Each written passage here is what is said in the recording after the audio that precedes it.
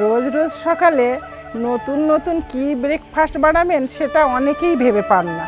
তো আজ আমি খুব সহজেই যাতে ব্রেকফাস্ট বানাতে পারেন আমি সেটাই দেখাবো। খুব কম উপকরণ দিয়ে এবং খুব কম সময়ে এটা বানিয়ে নেওয়া যায় এবং ছোট থেকে বড় সবারই খুব পছন্দের। আমি পূর্ণিমা মণ্ডল, আমার পূর্ণিমার টুকিটাকি চ্যানেলে সবাইকে স্বাগত জানাই। তাহলে আজকের রেসিপি হেলদি ব্রেকফাস্ট।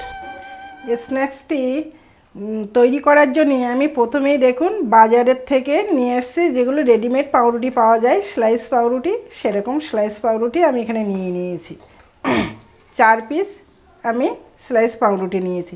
এবারে আমি এই পাউরুটিটা কীভাবে কাটছি একটু খেয়াল করুন। সাইডে রাখলাম।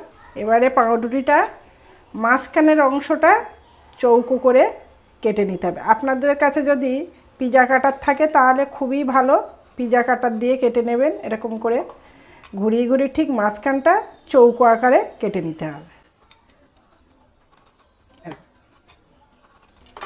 এইবার এই মাঝখানের অংশটাকে ঠিক এইভাবে বার করে নিতে হবে, এরকম বার করে নিতে হবে। এই যে দেখুন, ঠিক এইভাবে আমি প্রত্যেকটা পাউরুটি এইভাবে কেটে নেব, মাঝখানটা বার করে নেব।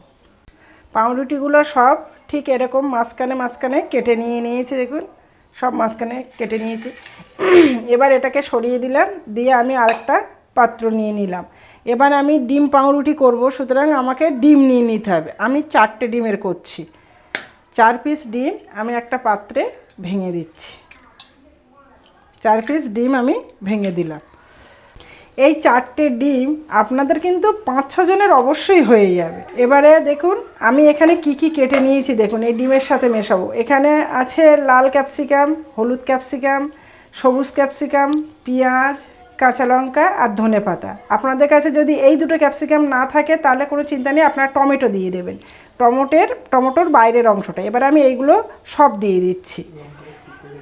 এবার বাচ্চারা যদি খায় তাহলে কাঁচা লঙ্কাটা দেবেন না, কাঁচা লঙ্কাটা স্কিপ করে যাবেন। এগুলো সব আমি দিয়ে দিচ্ছি। আপনারা তো ডিম পাউরুটি তো আপনারা খান সব সময় জন্যে, কিন্তু এইভাবে ডিম পাউরুটি একবার করে দেখুন। এবারে এখানে দিয়ে দিলাম অল্প পরিমাণে গোলমরিচের গুঁড়ো। এবারে দিয়ে দিচ্ছি স্বাদ মতো লবণ। এবারে একটা চামচের সাহায্যে ভালো করে এটাকে মিশিয়ে নেব, ভালো করে মিশিয়ে নিতে হবে। এবারে আমি একটা ফ্রাই প্যান বসিয়ে দিয়েছি উনুনে, ফ্রাই প্যানটা গরম হওয়ার জন্য। এবারে আমি দিয়ে দিচ্ছি প্রথমে অল্প করে একটু 1 চামচ তেল দিয়ে দিলাম, সাদা তেল, কোনো সরষের তেল নয়, সাদা তেল।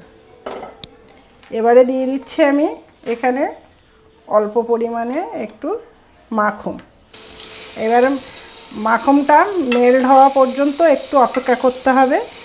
দেখুন মেল্ট হয়ে গেছে। এবারে একটা পাউরুটি নিতে হবে, এইভাবে নিয়ে ঠিক এইভাবে মাখনের ওপরে বসিয়ে দিতে। আর এই সময় কিন্তু আঁচটা কিন্তু একদম মিডিয়াম আঁচ রাখতে হবে, কোনো রকম আঁচ জোর দেওয়া যাবে না কিন্তু। এইবারে যে ডিমের মিশ্রণটা করেছিলেন, যেটা করেছি দেখুন কি সুন্দর দেখাচ্ছে, কালারফুল।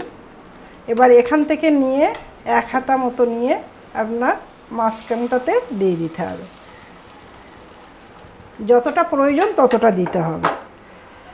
এবারে হালকা মিডিয়াম আঁচ রয়েছে। একটু ডিমটা যখন আপনারা এই সময় কিন্তু চিজ দিয়ে দিতে পারেন, কিন্তু আমি চিজ দিচ্ছি না, আমি এমনিই করছি, ঘরে থাকা জিনিস নিয়েই আমি করে দিচ্ছি কিন্তু। এবারে এই মাঝখানের টুকরোটা এরকম আস্তে আস্তে করে প্রেস করে দিতে হবে, একটু আস্তে আস্তে প্রেস করে দিতে হবে।